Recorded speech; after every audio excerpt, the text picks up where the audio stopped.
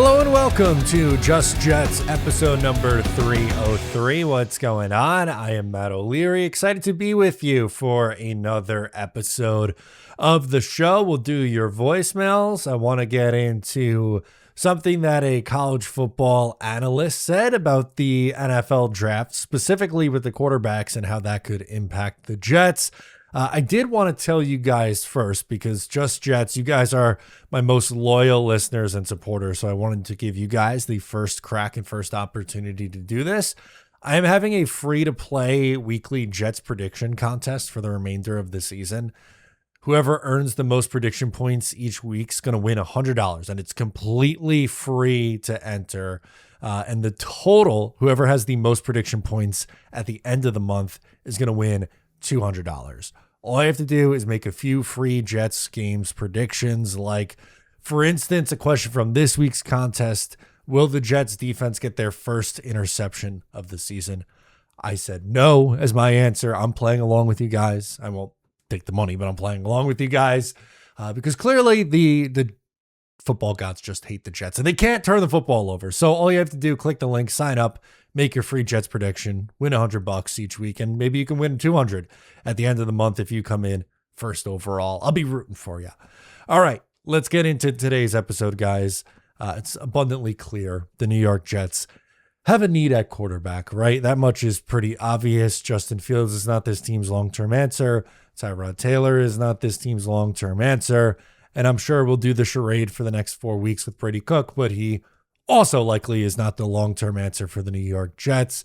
But a college football expert is predicting trouble for quarterback-needy teams in the draft this year, and that presents a tough scenario for the New York Jets.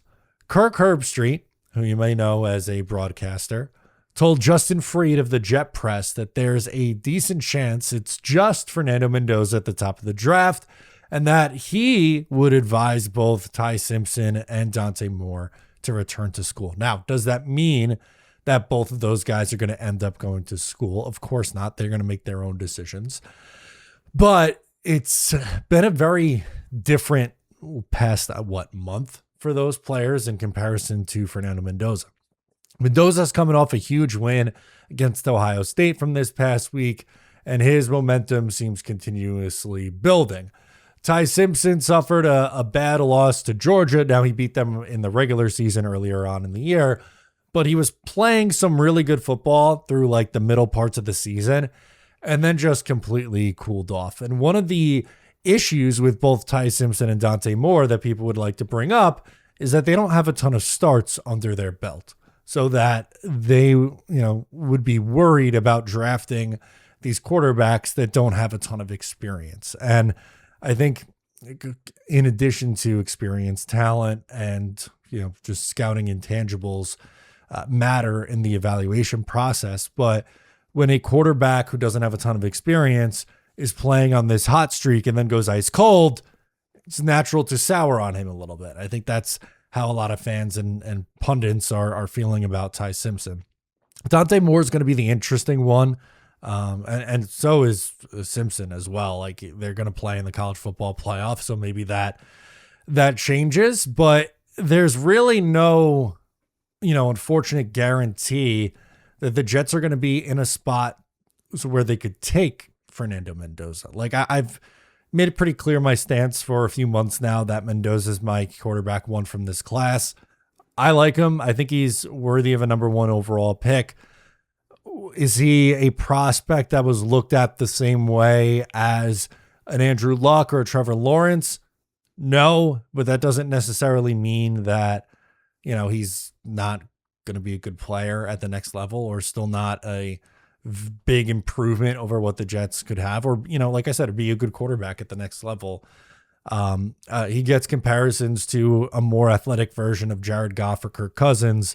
And while that might not be a top 3 quarterback in the NFL, both those guys have gone through points where they're, fringe top 10 guys and definitely above average quarterbacks. And, Detroit's had a ton of success with Jared Goff over the last few years. Aaron Glenn, coming from Detroit, naturally gets all those comparisons. So the Jets would have to trade up where they currently are right now to the number one spot. And especially with a scenario being if Mendoza's the only guy, right? Then it forces teams who may be interested in a quarterback, the Raiders, for instance. We'll see about Cleveland and New Orleans, but they have young guys who are playing well at the moment. And some of these other teams, it makes it a little bit more challenging to trade up, and the price is going to go up to either the Giants or Tennessee or whoever finishes with the top pick. If there's only one guy, if there's multiple guys at the top, well, that price, it's supply and demand, right? Like simple. If there's more players or more quarterbacks available, the price isn't going to be as high. But if there's only the one, well, then you're going to get bent over a barrel. Now, both the Jets and, for instance, Cleveland have a real solid amount of draft capital over the next couple of years. But from the Jets' perspective, they also have a lot of work to do on this roster, which gets you to that, debate on whether it's worth it or not for the Jets to trade up for a quarterback, or should they wait and try to build up the roster this year. I think there's good arguments to be had on both sides. I like Fernando Mendoza enough to try to make a move if the price is right. I'm not saying you sell the farm and trade 3 first-round picks to go up and get him. But if it's, if the Jets end up picking 6th and it's pick 6 and a second this year and one of the first next year, can you live with that? Having, which would be 2 first-rounders this year, 1 second-rounder this year, and then 2 first-rounders next year, as well as another second-round pick. That I would be willing to stomach, but is that enough in a trade-up scenario? I don't know. I truly don't, and I don't think it's hard to come up with a realistic trade scenario right now when we don't know what the draft order is, number one, and we don't know how many teams are trying to jockey for position to get up there into number 1. So it's definitely going to be something worthwhile to watch. But thought that was an interesting take from Kirk Herbstreit on the quarterback situation and on the NFL draft situation as well. We'll get into your voicemails in a moment. We are brought to you by Sleeper here. Think you know football, then try to turn your football knowledge into real money with the Sleeper app, the ultimate fantasy sports app that can turn game day to payday. Just download the Sleeper app and pick more or less with your favorite players. With more stats than any other daily fantasy app, just choose 2 or more of your favorite players from pregame or live. Pick more or less from the predicted stats, and you can win up to 1,000 times your money if your picks win. Use my promo code O'Leary, and you'll get up to a $100 match on your first deposit. New offer, free $20, no deposit required promo. Terms and conditions apply. All right, let's get into your voicemails now. Scott gets us started calling in from Montana. Hey, Matt. Scott here from Montana. Disappointing game today. Tough watch. I think my 2 biggest disappointments over the course of the game were, 1, our drops by our numerous receivers all game long, and 2, our inability to create a turnover ever. It's ridiculous. Numerous opportunities today, 3 or 4 good chances to get an interception, create a turnover, and we just can't do it. It's unbelievable, the fact that we cannot create a turnover. I think this officially eliminates us from the postseason, so probably about due for mock draft Monday to start, which probably a little early in the year for you to have to be starting that. But I've got to tell you, Matt, I enjoy your mock draft Mondays, so I'm looking forward to them. My 2 thoughts are about draft questions, if you want to comment on them. My first one was, I didn't really want to risk any of our draft capital to trade up for Mendoza, but after watching him against Ohio State last night, if it didn't cost us too much and there was an opportunity to trade up and get him, I may not be opposed to that at all. I kind of liked what I saw to him. It was nice to see the Colts lose today. Yes. Now they go to Seattle next week, so they'll probably lose that as well. So that first-round pick looks better and better. And then a final draft thought is, I know we need to look at quarterback potentially, a wide receiver too, maybe an interior offensive guard. But I really hope we devote a lot of our draft capital to the defensive side of the ball. I just think we need a lot of upgrade on that side. We need to increase the talent level on that side of the ball. We need to increase the depth on that side of the ball. even possibly taking Downs early in the draft, or a Real Reese, or whatever we might do. But I hope we use a lot of our draft capital on the defensive side of the ball. I know a lot of times our focus is what we need, the offensive holes that we still need to fill, but the defense really needs an upgrade in talent and depth.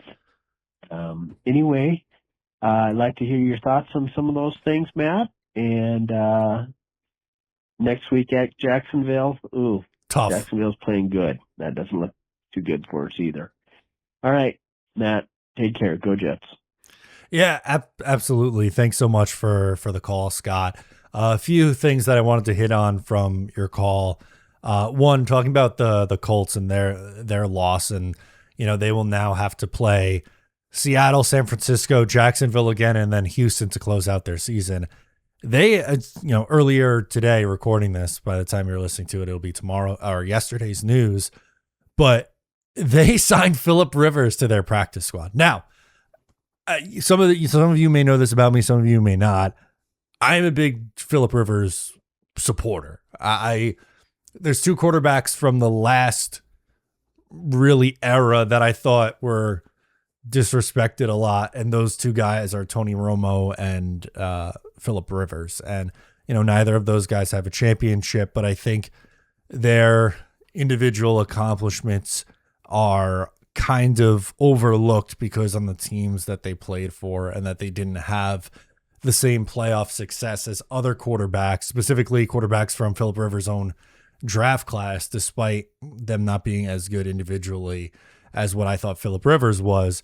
It sucks that I'm going to have to root against that now. That's an awesome story. Phillip Rivers coming out of retirement at 44, but honestly could bode well for the Jets as they hold that pick. And there's a chance Phillip Rivers can play this week. And I just don't see how someone who's been out of the NFL for 5 years and is now 44 is going to come in and light the world on fire. That seems like a crazy plan.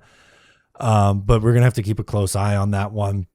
As far, I gave my thoughts on a Mendoza trade up, so I'll spend some time on the defensive side of the ball part of your question.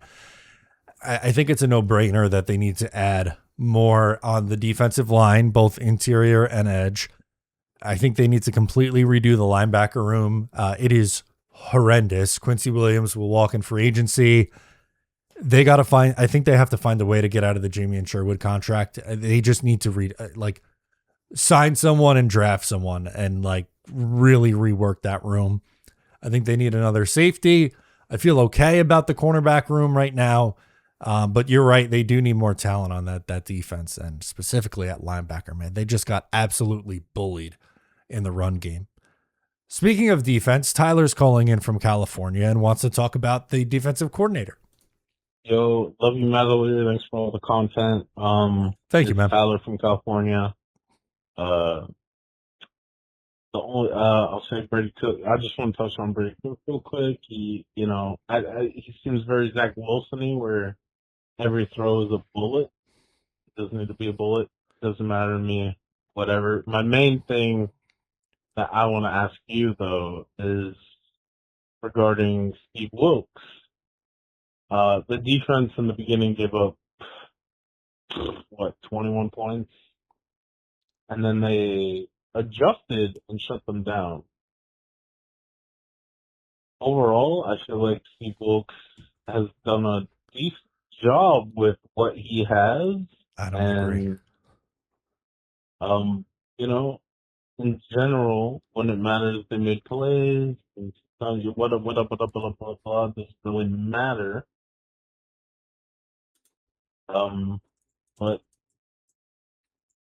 do you really want to get rid of Steve Wilkes? Is there? I mean, if there's someone's better, get him. But yeah. I would absolutely look to move on from Steve Wilkes. I could not disagree more, Tyler. They gave up 34 points to Miami. They were down 21-0 in the blink of an eye. They allowed over 239 yards on the ground. After the week before that, they allowed 167 yards on the ground. Their linebacker play has been horrendous. And some of it is a talent issue. I'm not saying that this is 100% on Steve Wilkes. Obviously, there's talent deficiencies too, but two things can be true at the same time. The scheme is horrendous that they use. It's dated. The pressure never gets home. They can't stop the run. Their run fits are an embarrassment. You know, Bart Scott on the post game on Sunday is yelling and screaming and going nuts about, you know, ways that they could have adjusted in the game, and they didn't. They were able to stop them for a point in time, but as the Jets start to get back in the game, right after that, Miami just like the light switch goes back on. They drive down the field and punch in another touchdown. They have 2 turnovers on the season. Someone has to be held accountable for that. They don't have an interception through their first 13 games of the year. That's unheard of in the NFL. And it's not like Wilkes has bounced around the league too. It's not like this guy who, you know, has had 5 different stops where he's had top 5 defenses.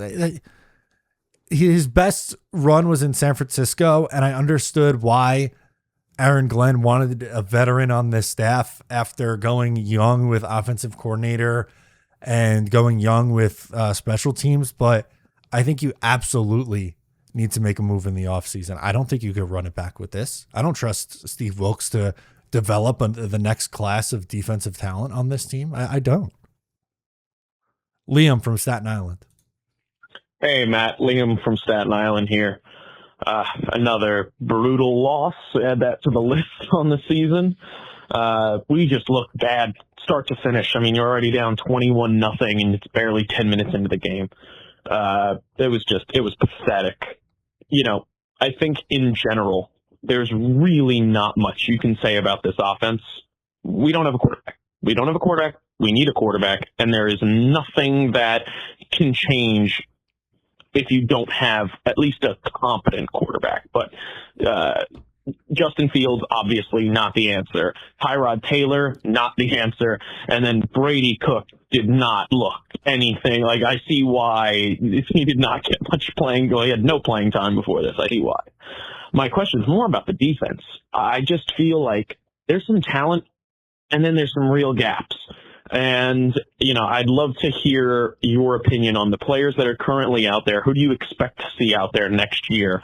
What are some changes you'd like to see make? The defensive line, we're Swiss cheese. I know we lost Quinnen, but Will McDonald and what's his face? The other edge, Jermaine Johnson. Whatever. But these guys are supposed to be great bookends. They're not.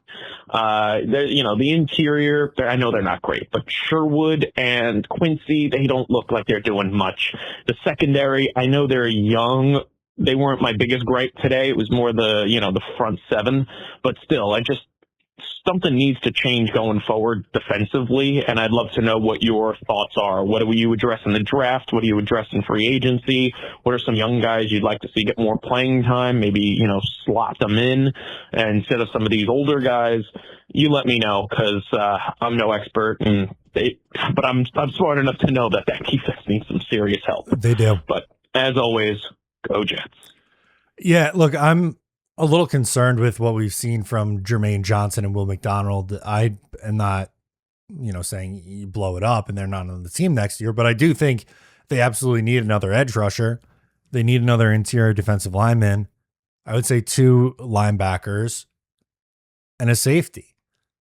And that's a lot, but the good news is you have a lot of cap space to work with. You have a lot of premium draft picks. And if the Jets don't go the quarterback route and are going to stay and have what very well could end up being 2 top 15 picks, you could absolutely in the first round, maybe it's a wide receiver and I don't know if maybe Caleb Downs or Sonny Styles or Arvell Reese. Like there's a lot of talent in this draft at positions that the Jets need.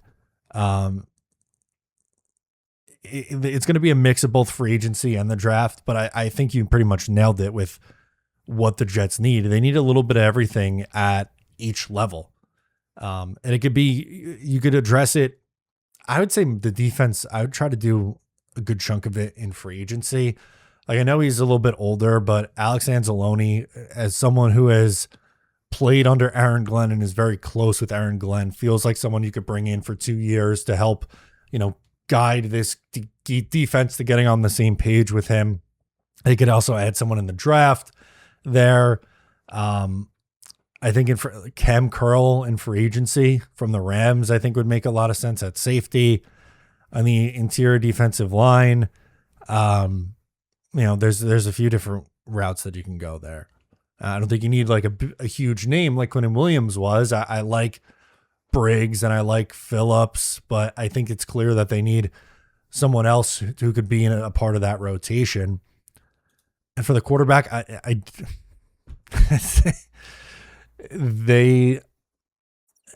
don't know if it's going to be another bridge option or let's get creative and try to move up, but that seems like it's the only options is a trade up or some sort of bridge stopgap option. Vinny from Peekskill, speaking of, wants to talk about the trade up. Hey, Matt, it's Vinny from Peekskill calling just to see how you're doing after another Jets loss. What else is new?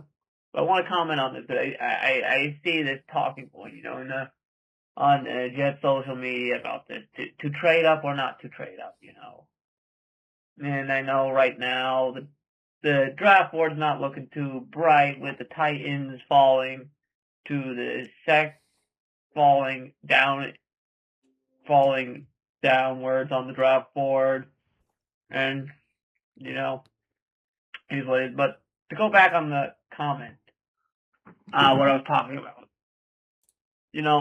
I see these people talk and say, oh well, we should wait next year. Let's load up on talent, then we can get the quarterback. And you want to know what I say to that? No. We've done that move before. We all remember a few years back, and it was almost a decade ago, 2017. You had the opportunity to draft a quarterback, you waited, and it blew up in your face. If you have the opportunity to get a quarterback, you get a quarterback. You have the resources to trade up, even if right now the draft board doesn't look the best for us. But it's probably going to shake up to be a bit more favorable by the year's end. And secondly, you don't know what's going to happen with next year's draft class in 2027. That's true. For all you know, one guy can be hot this year, fall off the map, or another guy can simply decide last minute to just say, I'm going to go back to college, and then that draft class that you thought was going to be strong suddenly becomes a lot weaker. And then you have to hope on the fact that you can find a willing trade partner to move up. But I mean, right now there are willing trade partners that are going to be looking to trade down in the top 5.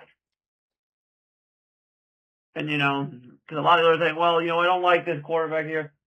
And it's going to Mendoza. Because, I'm a big Mendoza guy, and I hope we can get him. And you'll think, it's like, we got this quarterback before, he didn't pan out.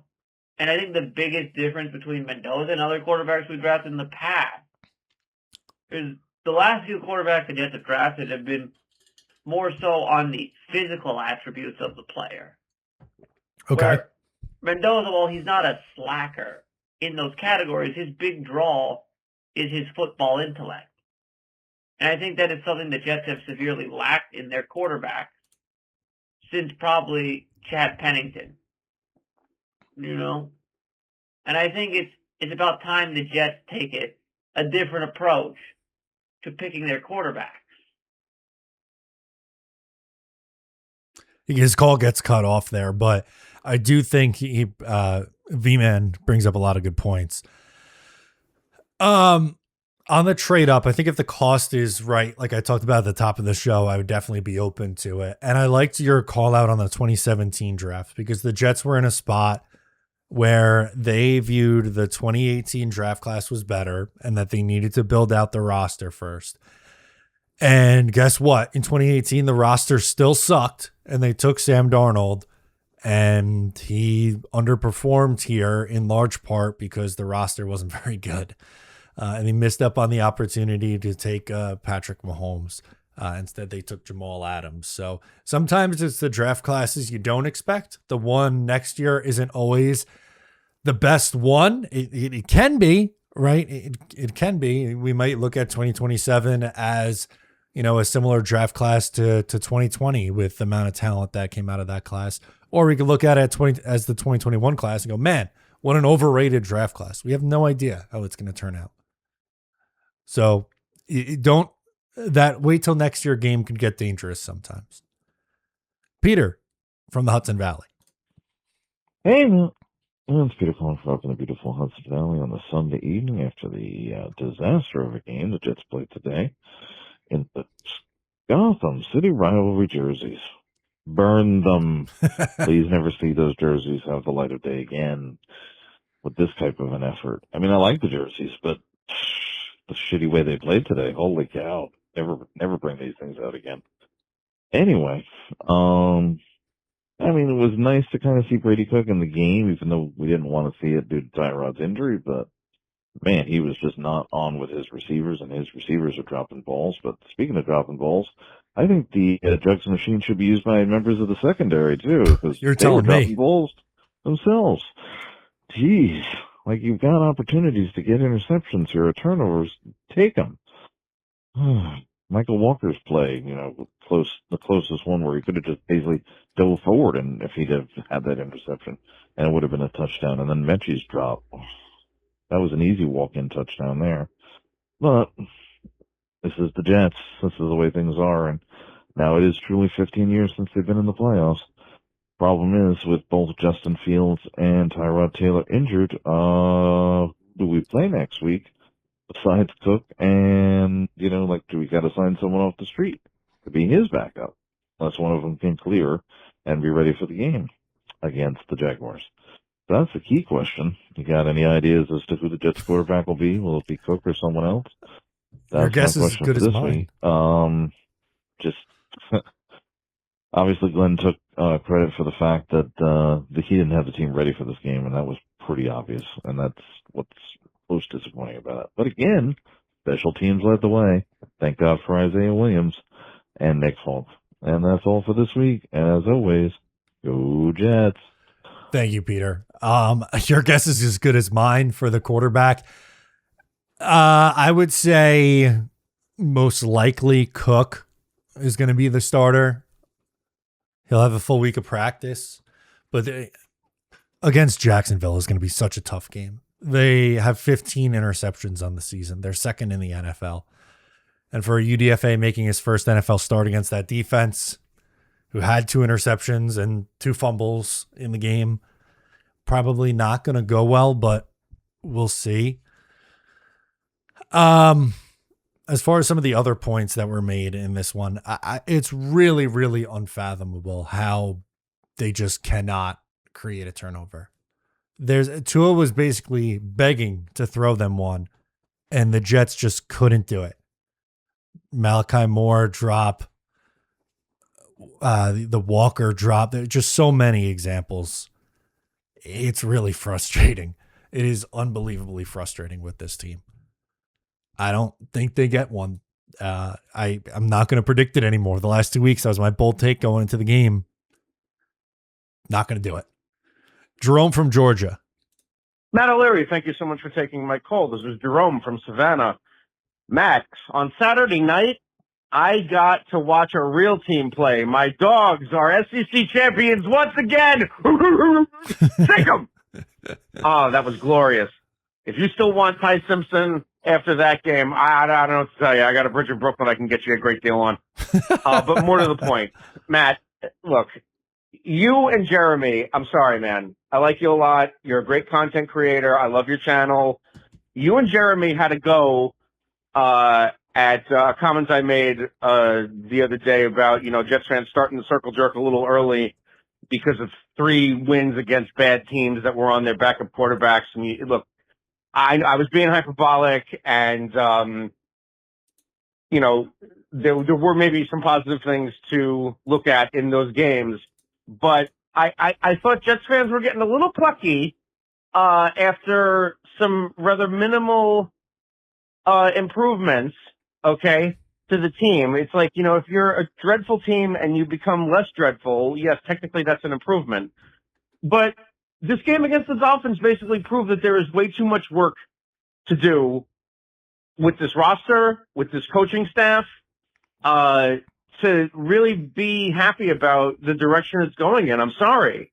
It's like, first of all, Steve Wilkes, the guy sucks dick and balls. I don't understand why he was hired. I don't understand why he hasn't been fired yet. Anyway, it's like, that you're facing a quarterback who's one hit away from being in a wheelchair the rest of his life, and you can't touch him. Quincy Williams showing up dressed as the Joker appropriately enough because guy is a joke the way he's been playing. And I know this is just more hyperbole for me, but those Gotham uniforms are dreadful. I didn't like them either. It's like, let's combine matte black with baby shit and put it in a football uniform. It's just god awful. God fucking awful. Anyway, Matt, I don't know. This was just a rant, and I had to do it. That's okay. Hope everything's okay. Hope married life is treating you well.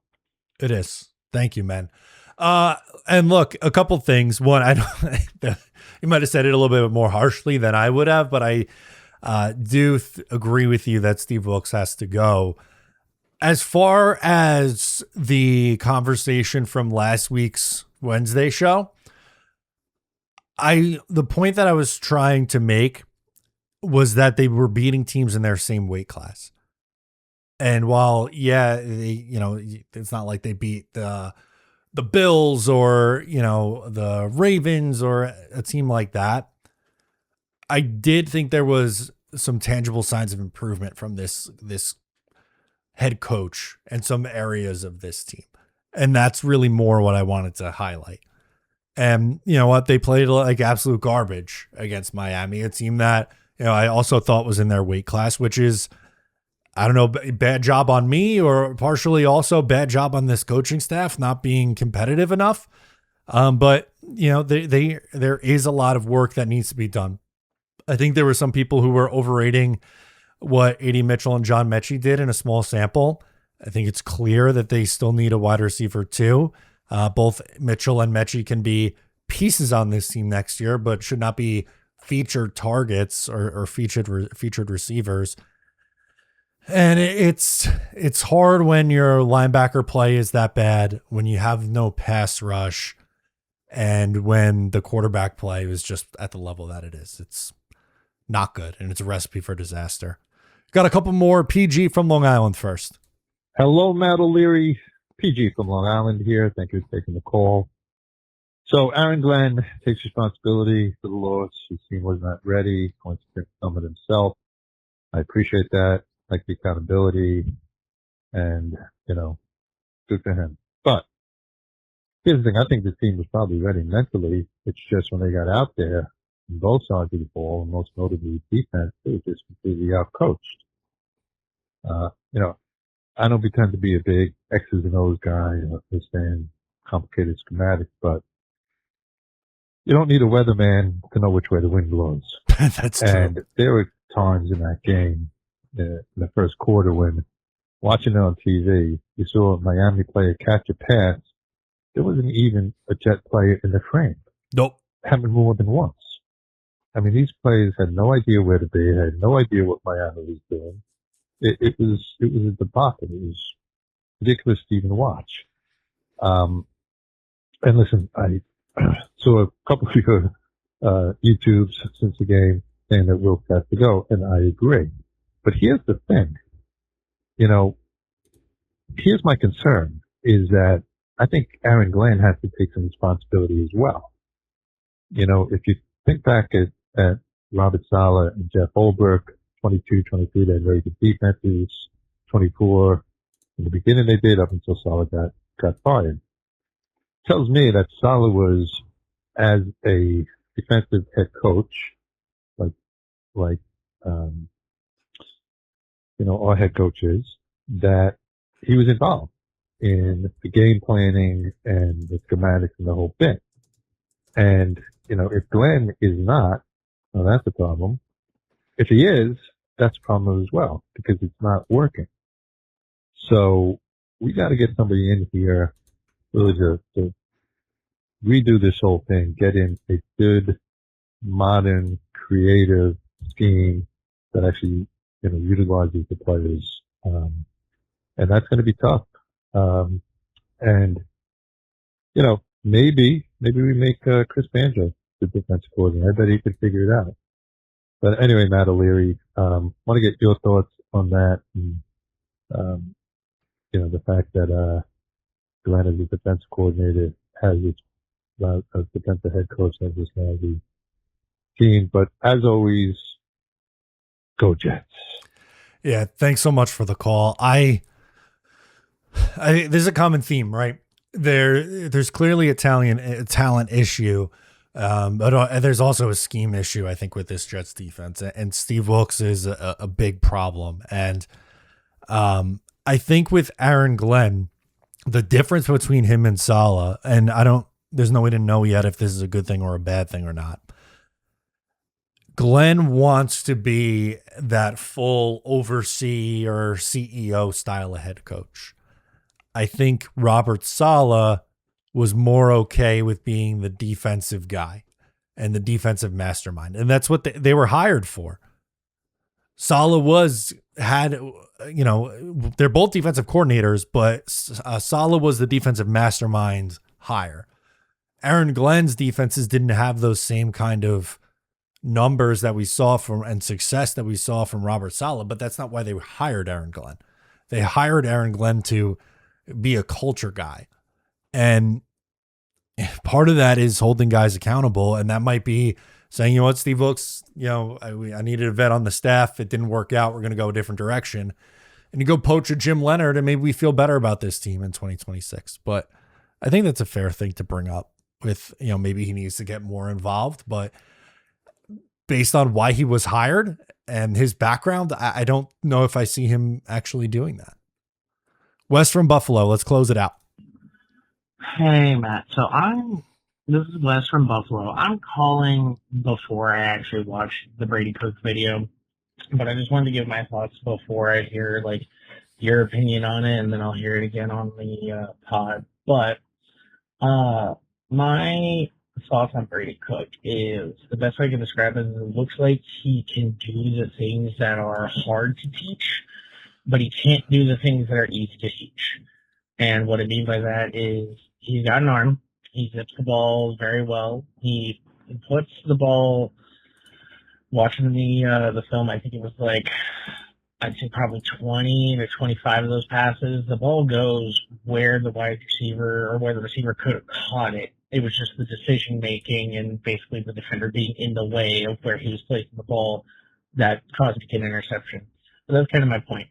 His accuracy seems to be fine. He's got the arm strength, obviously, because our receivers couldn't catch the years that he was throwing. But the issue is his vision and decision making, which I feel like of all the things that a QB needs, I feel like that's the thing that's easiest to actually teach as opposed to everything else. So just kind of want to get your thoughts on if you do think Brady Cook could be coached out of the things that he seems to be bad at, or if it's something that, can't be fixed. I am of the opinion at this point that I kind of want to just see what Brady Cook got over the last 5 weeks. We already know what Tyrod Taylor can do. We're eliminated for the playoffs. We're not going to have a winning season. Screw it. Let's try it. Let's see what Brady Cook's got. Let's see if he improves week over week. And if he does, then maybe, just maybe, we're not having to risk it all to try to get a QB in the draft. But I still think they're going to get one regardless. Maybe if Brady Cook looks great, maybe it's not overreaching for Mendoza or something. Anyways, thanks, Matt. And as always, go Jets. Look, I think the Jets making a decision on their quarterback to be the guy going into next year based on a 4-game stretch of him starting is likely not enough of a sample to make a decision like that. It might be enough to keep him around, obviously, and a part of the mix, but I don't think there's really much you can do over the next 4 games where you go, oh, like, hello, we found our long-term answer here. He's competing for a job. That might be a little bit more likely. I think the issue with him in this game was some of the mental mistakes and forcing throws when he shouldn't have. The interception before the half, the interception at the end of the game was a bad throw. I don't blame him for taking a shot when you're down big, right? But it's got to be a better ball. And I think he's got to learn to play with some touch. I think some of the underneath stuff was thrown with way too much velocity. And maybe that was just, the nerves or the adrenaline going or whatever. But assuming that he is going to get a week of practice and play with the ones, and maybe things look, the process this week is a little different, that may help him. But again, like I said here, unfortunately, the Jets have some defenses that are real challenges, that present some real challenges down the stretch. Jacksonville and New England are going to be 2 very challenging games for any young quarterback, let alone a guy who was undrafted and a 3rd stringer 2 weeks ago.